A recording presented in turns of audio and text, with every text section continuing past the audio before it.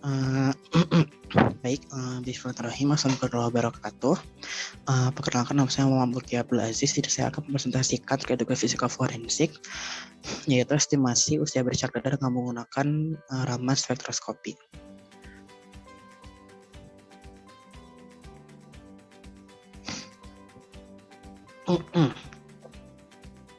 Jadi bercak darah itu pertama-tama ketika sebuah luka ditimbulkan dan darah meninggalkan tubuh, sebuah pola bercak darah itu akan terbentuk.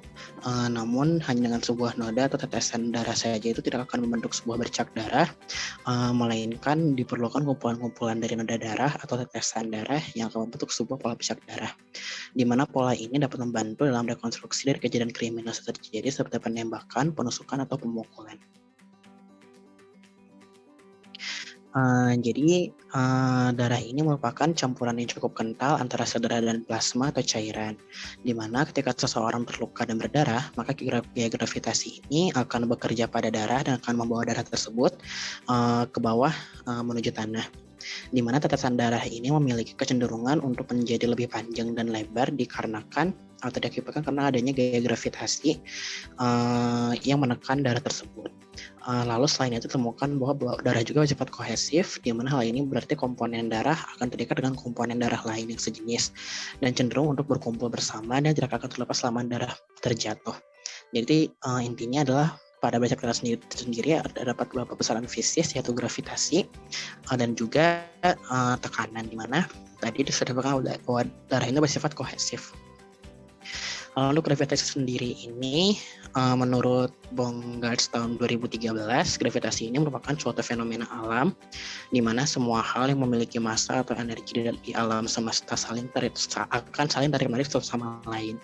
Di bumi sendiri, gravitasi akan menyebabkan benda fisik memiliki berat, di mana gaya gravitasi ini dirumuskan dengan F sama dengan G kali M1 kali M2 per R kuadrat.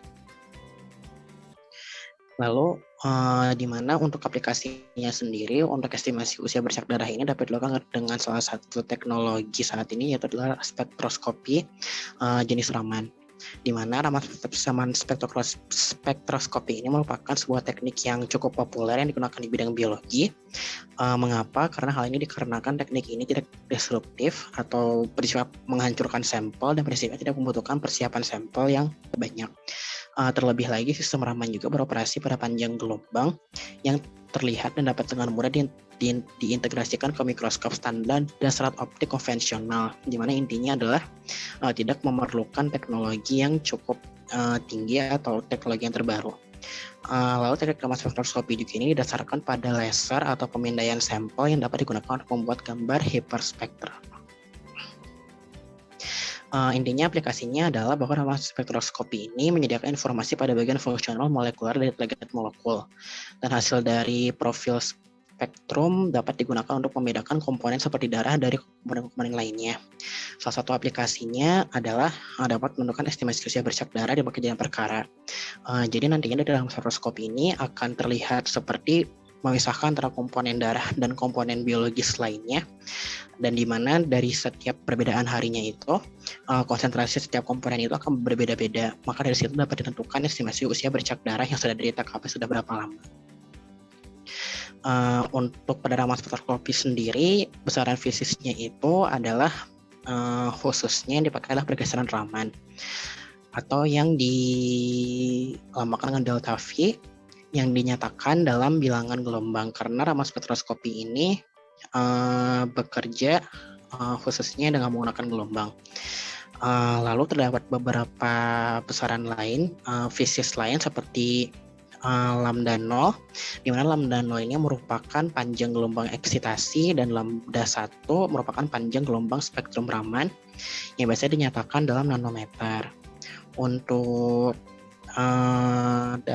rumusnya sendiri dapat dilihat di bawah. Ini untuk referensi yang saya gunakan. Jadi mungkin saya akan menambahkan sedikit untuk kesimpulannya, itu adalah bahwa Raman spektroskopi ini sebenarnya cukup banyak fungsinya, namun saya di sini mengambil khususnya pada bagian estimasi usia bercak darah. Mengapa? Karena di Raman sendiri ini dapat memisahkan yang tadi, yaitu komponen antara komponen darah sendiri dan komponen biologis yang lain, dan juga dapat mengukur berapa panjang gelombangnya pada setiap perbedaan harinya, sehingga hal ini dapat cukup berguna. Dan karena ramas tersebut juga tidak memerlukan teknik yang cukup ribet atau cukup rumit, maka mungkin dapat digunakan sebagai aplikasi sebagai salah satu teknologi yang dapat digunakan untuk membantu nantinya di TKP. Baik, sekian dari saya. Maaf bila ada kesalahan, mungkin dapat dilanjutkan ke presenter berikutnya.